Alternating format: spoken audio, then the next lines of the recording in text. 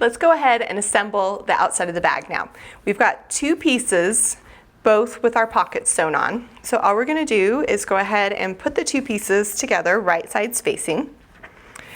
What you want, ideally, what you want is you want the pocket to line up on top of each other just right. That's ideal.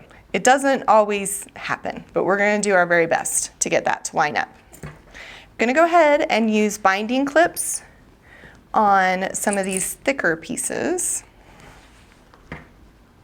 And I'm gonna use pins for the other part. So we're doing our best to go ahead and line up the pleats on the bottom of the bag. And get those clips in place to hold that.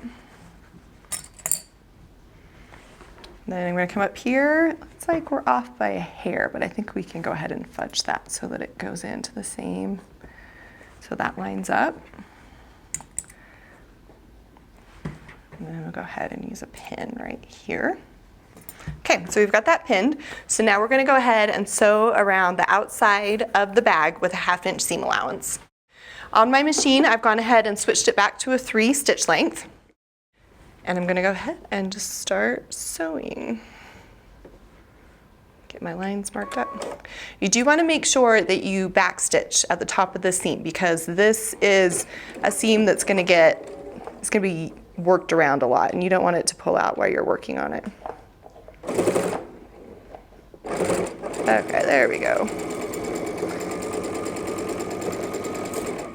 Okay, what I like to do when I'm coming up to a bump like this with lots of interfacing is I generally will just kind of slow down just to make sure the machine can handle it. And it looks like we're doing okay, so I'll go ahead and speed back up. Come down here, go around the curve.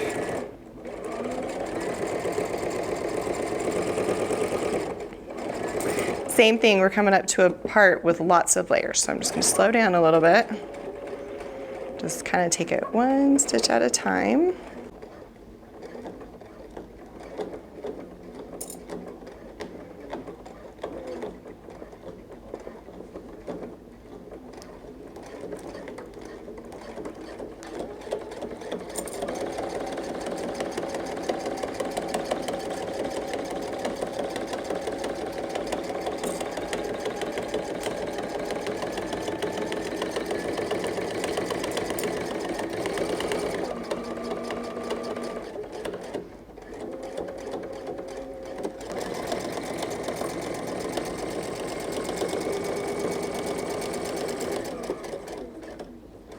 Okay, then I'm going to make sure again that I backstitch right there at the top of the bag.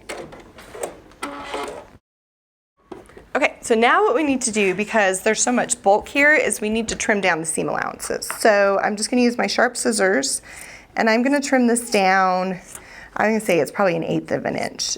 You're cutting it down really far, as close as you can get to the seam without actually cutting through the seam. And you also want to be careful too because you've basted this, so just make sure as you're cutting that you remember which was your basting seam and which was your sewn seam. And then where the pleats are, I'll kind of come through and do these one layer at a time, just because that's a lot for one set of scissors.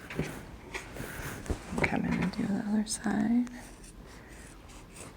Make sure I get all of that extra trimmed out of the bottom of the bag. And especially want to make sure you get the extra going around the curves.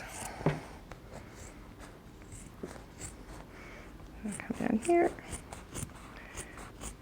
Get this trimmed up really nice, get all that extra off.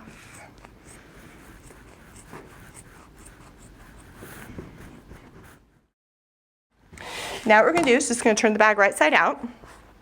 So just very simply turn it.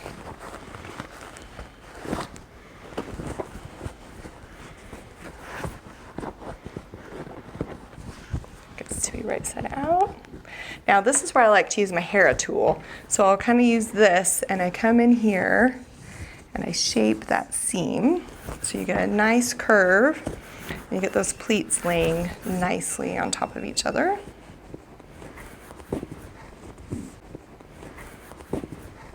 you get a nice curve, and you get the pleats nicely on top of each other. Just push that out.